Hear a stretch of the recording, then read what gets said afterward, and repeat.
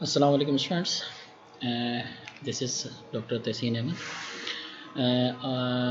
हमारा जो कोर्स है इलेक्ट्रोकेमिस्ट्री उसको डिस्कस करते हैं। ऑनलाइन क्लास का पहला लेक्चर हमारे पास इलेक्ट्रोकेमिस्ट्री क्या होता है।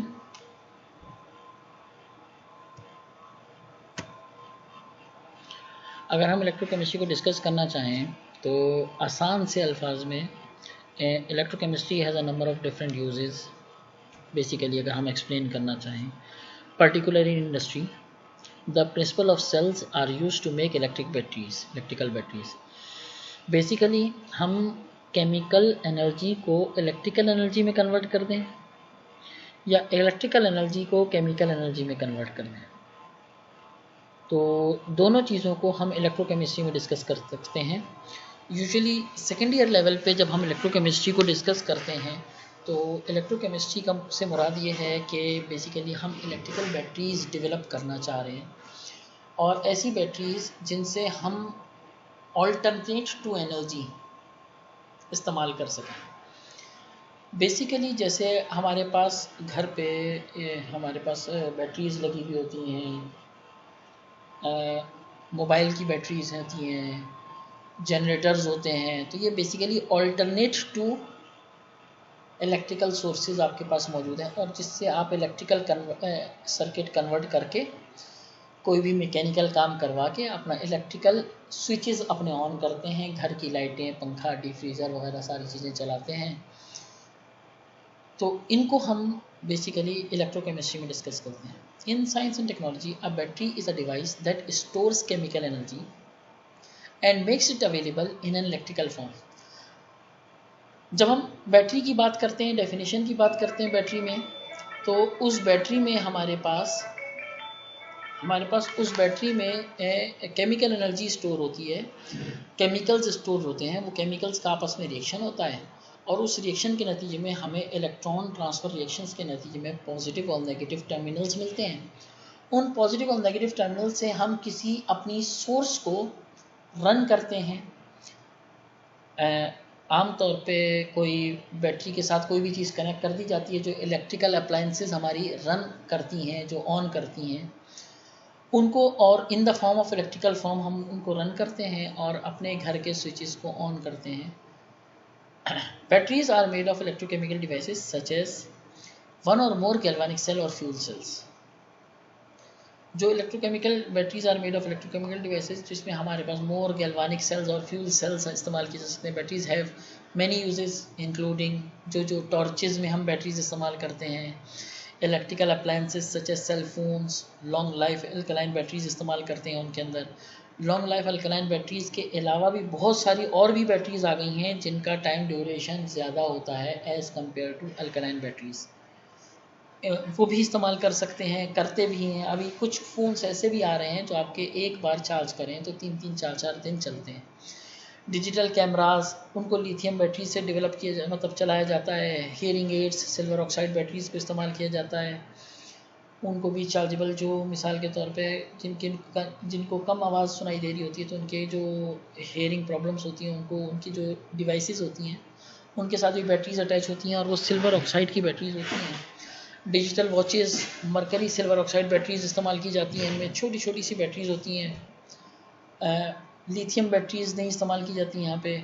मिलिट्री एप्लीकेशंस में थर्मल बैटरीज इस्तेमाल की जाती हैं और भी बहुत सारे हमारे पास चीज़ें होती हैं जिनको हम इस्तेमाल करते हैं।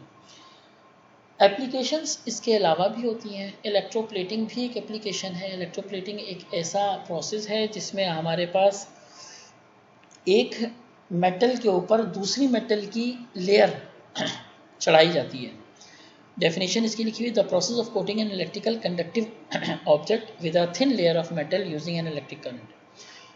पार्शियल इलेक्ट्रिक करंट इसमें इस्तेमाल किया जाता है जस्ट लाइक के इलेक्ट्रोड को चार्ज करने के लिए। दो तरह के इलेक्ट्रोड्स इसमें मौजूद होते हैं, एक नेगेटिव टर्मिनल का इलेक्ट्रोड, एक पॉजिटिव टर्मिनल का इलेक्ट्रोड होता है।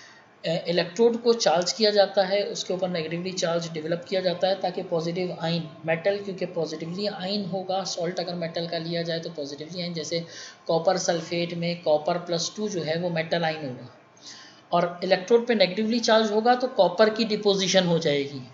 इसी तरह अगर एल्युमिनियम Al+3 ले लिया जाए तो वो भी नेगेटिव इलेक्ट्रोड की तरफ स्विच ओवर करेगा, क्योंकि positive move towards always move towards negative electrode. तो electroplating occurs when an electrically conductive object is coated with a layer of metal using electric current. Sometimes electroplating is used to give a metal particular properties or for aesthetic reasons.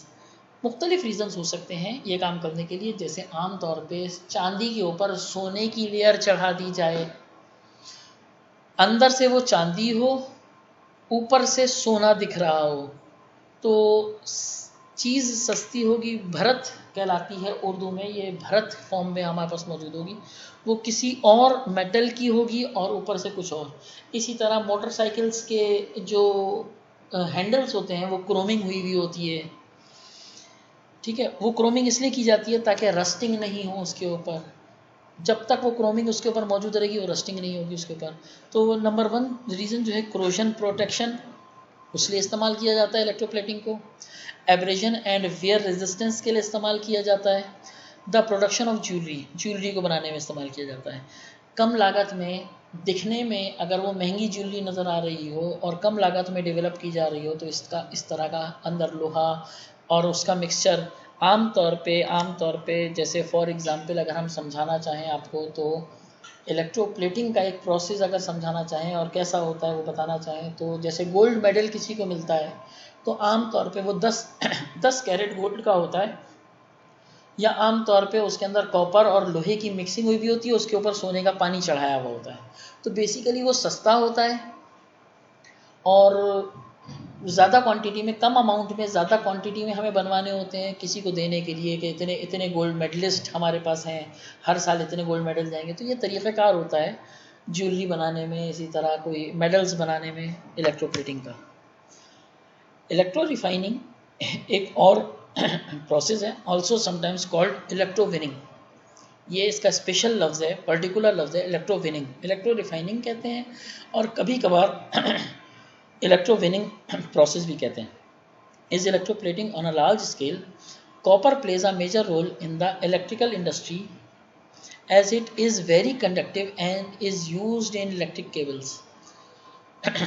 तो basically जैसे अगर मैं applications की बात करता हूँ, for example अगर हम बिजली के तारों की बात करते हैं जो पोल से हमारे पास आए हुए होते हैं, तो हमारा सबसे बड़ा प्रॉब्लम जो है आजकल के इलेक्ट्रिक ने जो हमारे साथ किया हुआ है वो ये किया हुआ है कि हमारे कॉपर वायर्स उतार के, पूरे कराची से कॉपर वायर उतार के उनकी जगह सिल्वर के वायर डाल दिए हैं।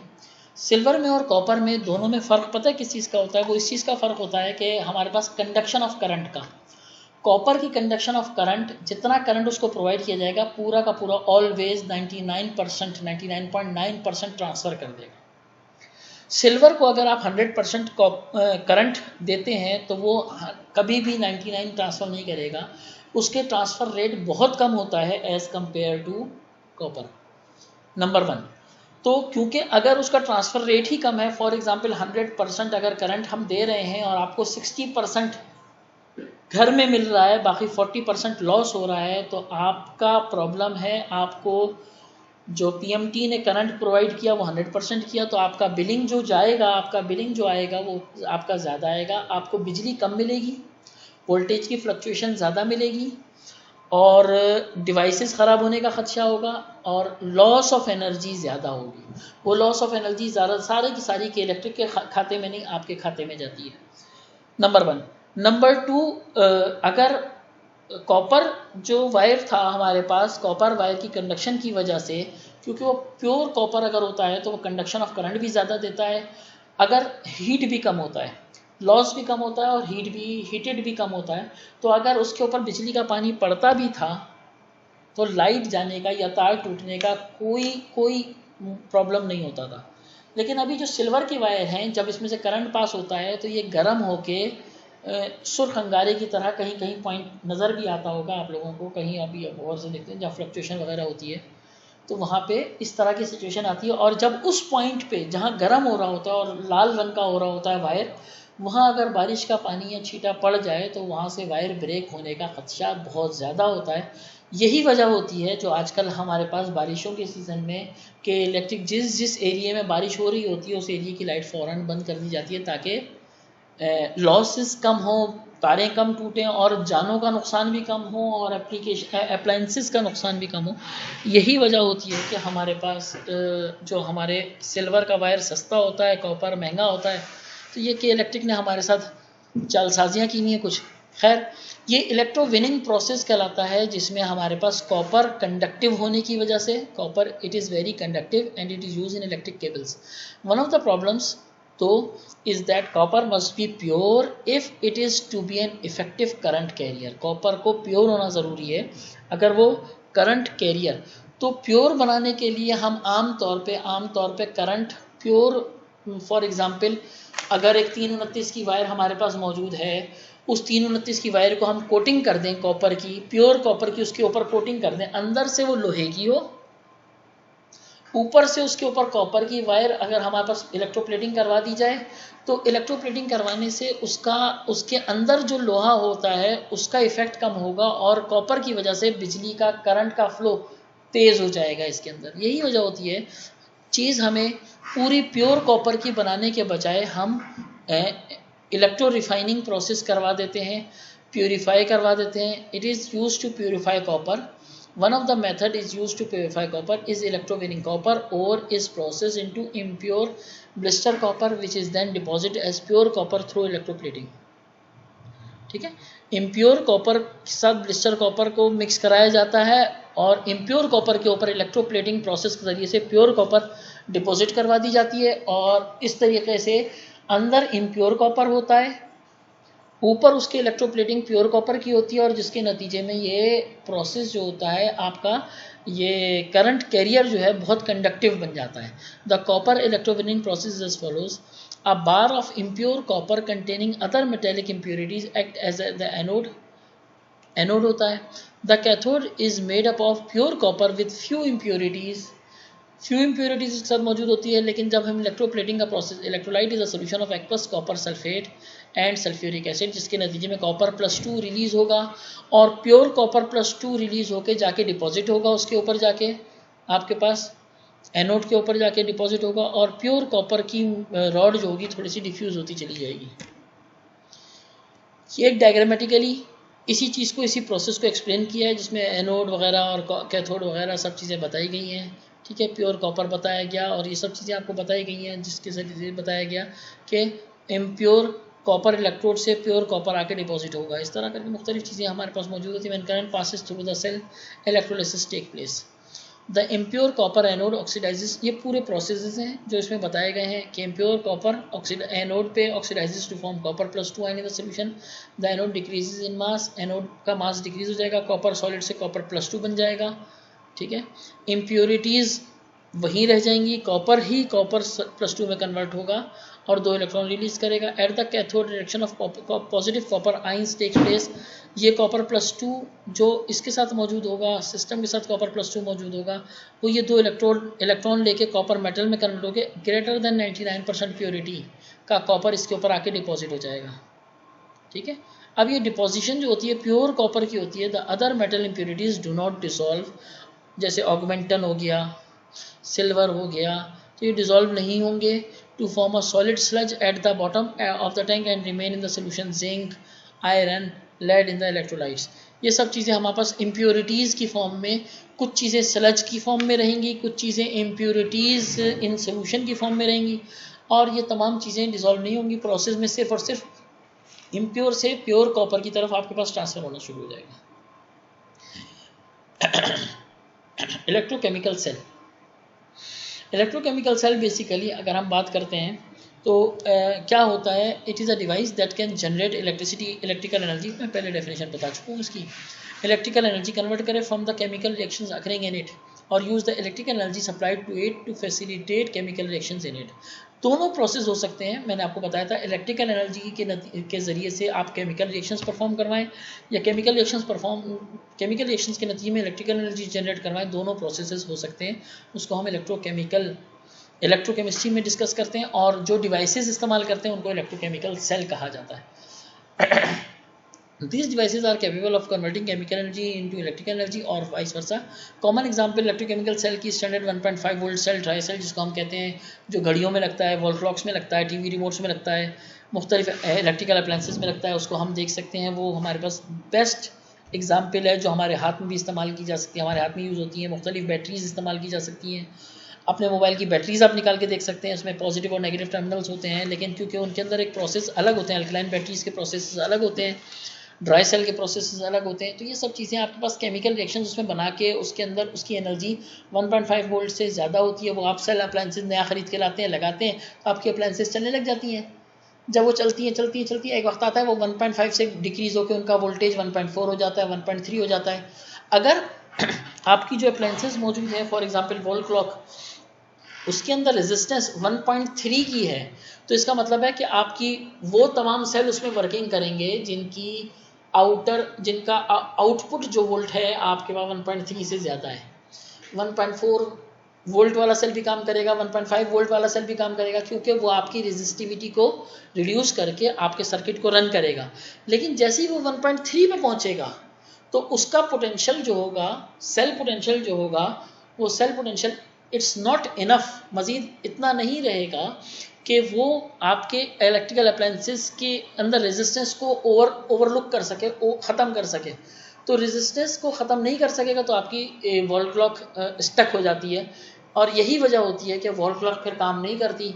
फिर आपको दूसरा सेल डालना पड़ता है वहाँ पे, जिसकी voltage value, output voltage value 1.5 से ज़्यादा हो या 1.5 हो, ताकि आपकी इलेक्ट्रिकल अप्लायंसेस काम करें। लेकिन वही वॉल क्लॉक वाला सेल आप निकाल के अगर रिमोट में लगाते हैं तो रिमोट काम करता है, क्योंकि उसकी रेजिस्टिविटी वैल्यू जो उसकी सर्किट में रेजिस्टेंस है वो कम होती है as compare to wall clock. यही वजह होती है। अच्छा, such cell capable of generating an electric current from the chemical reactions occurring in them are called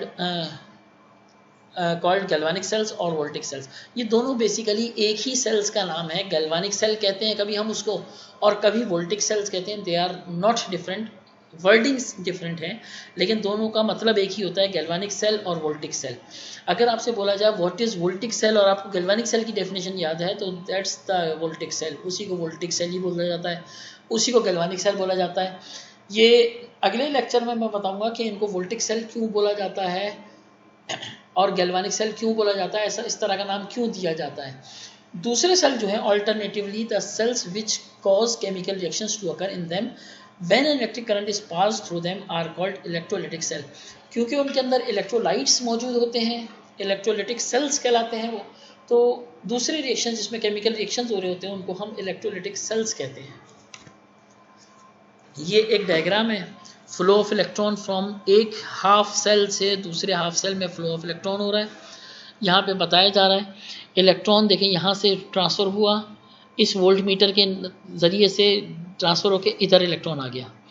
इसी तरह हमारे पास दूसरा भी काम हो रहा होता है, मुख्तलिफ काम हो रहे होते हैं। ये जब एक करंट प्रोवाइड कर रहा होता है इसके दरमियान, तो इनका कोई वोल्टेज पोटेंशियल डिफरेंस मौजूद होता है। जो पोटेंशियल डिफरेंस मौजूद होता है वो ये potentiometer in the form of volt meter, voltage meter के फॉर्म में आपको बताता है। ये वोल्ट मीटर लिखा हुआ है, इस पर नहीं, गलत हो गई है डायग्राम की, लेकिन ये बेसिकली वोल्ट मीटर है। और ये बेसिकली पोटेंशियोमीटर होता है जो आपका वोल्टेज कन्वर्ट करता है, वोल्टेज को बताता है कि कितना वोल्टेज इसमें एक जगह से दूसरी जगह ट्रांसफ़र हुआ।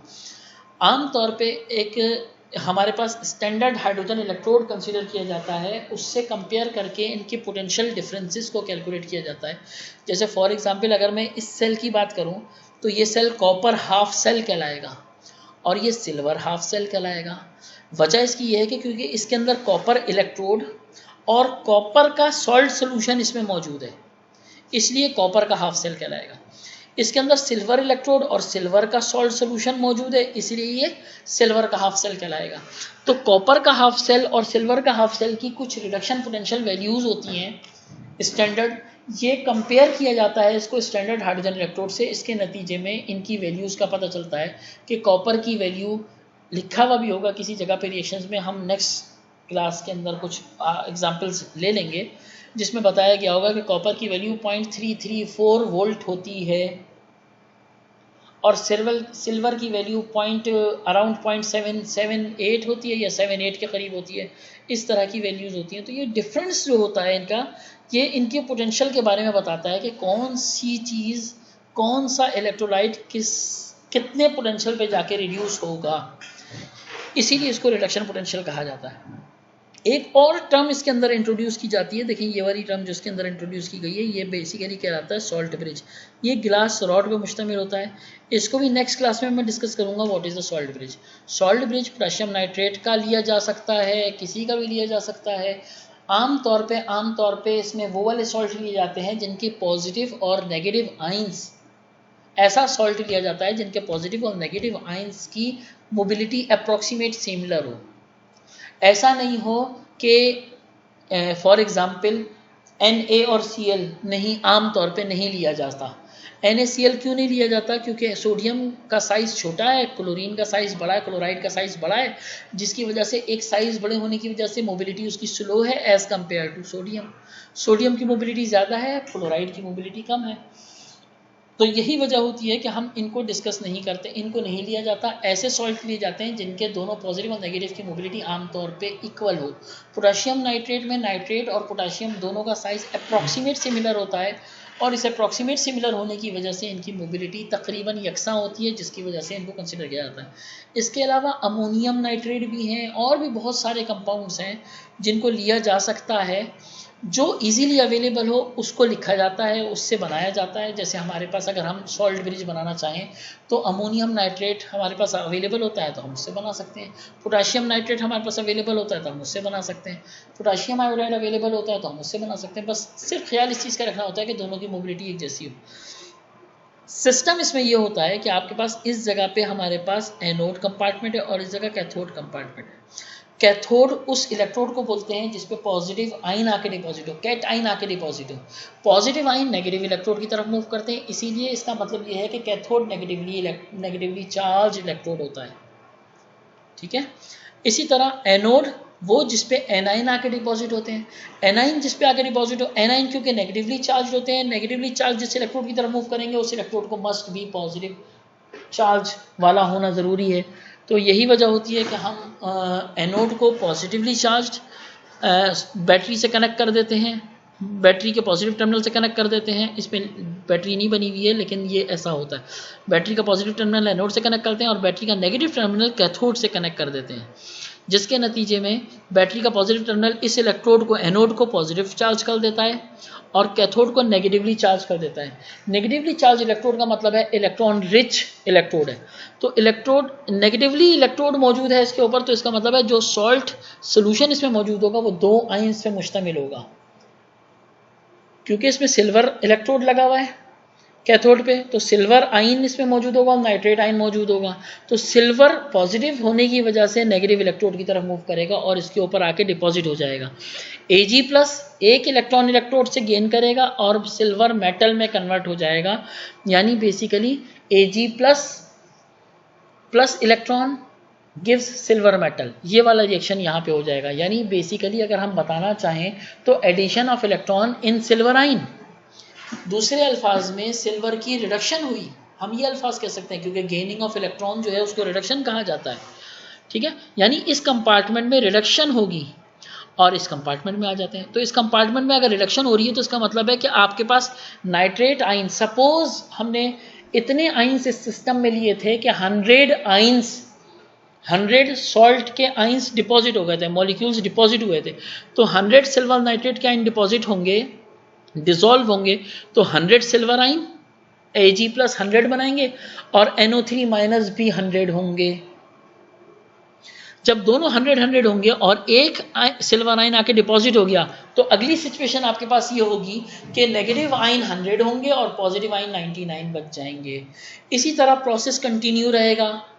एक और सिल्वर आइन आके डिपॉजिट हो जाएगा, एक और सिल्वर आइन आके डिपॉजिट हो जाएगा, एक और सिल्वर आइन आके डिपॉजिट हो जाएगा। एक वक्त आएगा नेगेटिव आइन ज़्यादा होंगे, पॉजिटिव आइन कम होंगे, तो रिएक्शन प्रोसीड नहीं हो सकेगा, क्योंकि नेगेटिव आइन ज़्यादा होने की वजह से हिंड्रेंस पैदा हो जाएगी, पॉजिटिव आइन अप्रोच नहीं कर सकेंगे टुवर्ड्स द इलेक्ट्रोड। इस हिंड्रेंस को रिड्यूस करने के लिए हम सॉल्ट ब्रिज का इजाफा करते हैं। सॉल्ट ब्रिज हमारे पास जो मौजूद होता है उसमें पॉजिटिव आइन और नेगेटिव आइन मौजूद होते हैं। जैसे ही वो एक तरफ से सिस्टम में ऐड हुआ होता है, इस सिस्टम में 100 नेगेटिव आइंस मौजूद हैं, एक पॉजिटिव आइन आके डिपॉजिट हो गया तो इसके अंदर एक पॉजिटिव आइन की वजह से अनबैलेंस सिचुएशन जनरेट हो जाएगी। उस अनबैलेंस सिचुएशन को बैलेंस फॉर्म में कन्वर्ट करने के लिए सॉल्ट ब्रिज का पॉजिटिव आइन एक आके इस सिस्टम में ऐड हो जाएगा।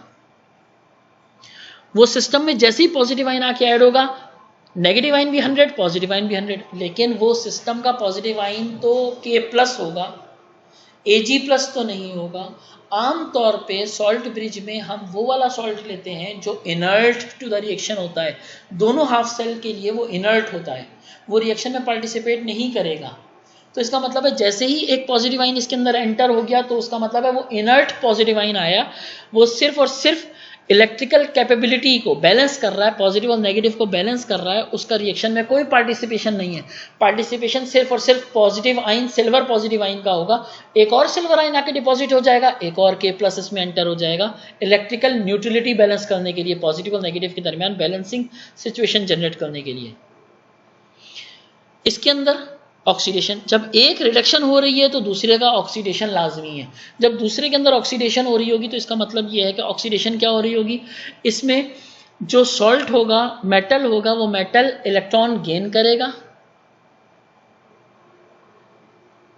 मेटल इलेक्ट्रॉन गेन करेगा। फॉर एग्जांपल इलेक्ट्रॉन कैसे गेन करेगा, अगर यहाँ पे हमारे पास पॉजिटिव आइन की डेफिशिएंसी हो रही थी सिस्टम में, यहाँ पॉजिटिव आइन की सफिशिएंसी हो रही होगी, ये डिपॉजिट हो रहा होगा, यानी यहाँ पे इस कॉपर मेटल के अंदर कॉपर मेटल 2 इलेक्ट्रॉन लॉस करेगा और कॉपर +2 में कन्वर्ट हो जाएगा। क्योंकि 2 इलेक्ट्रॉन इसमें से कॉपर मेटल में से लॉस हो रहे हैं और मेटल डिपॉजिट हो रहा है, सोल्यूशन की फॉर्म में कन्वर्ट हो रहा है, तो इसलिए आहिस्ता आहिस्ता ये मेटल इलेक्ट्रोड जो होगा, जो उसकी पर्टिकुलर शेप होगी, जो उसका पर्टिकुलर वेट होगा, ये आहिस्ता आहिस्ता रिड्यूस होता चला जाएगा, ये सिस्टम में घुलना शुरू हो जाएगा सोल्यूशन की फॉर्म में।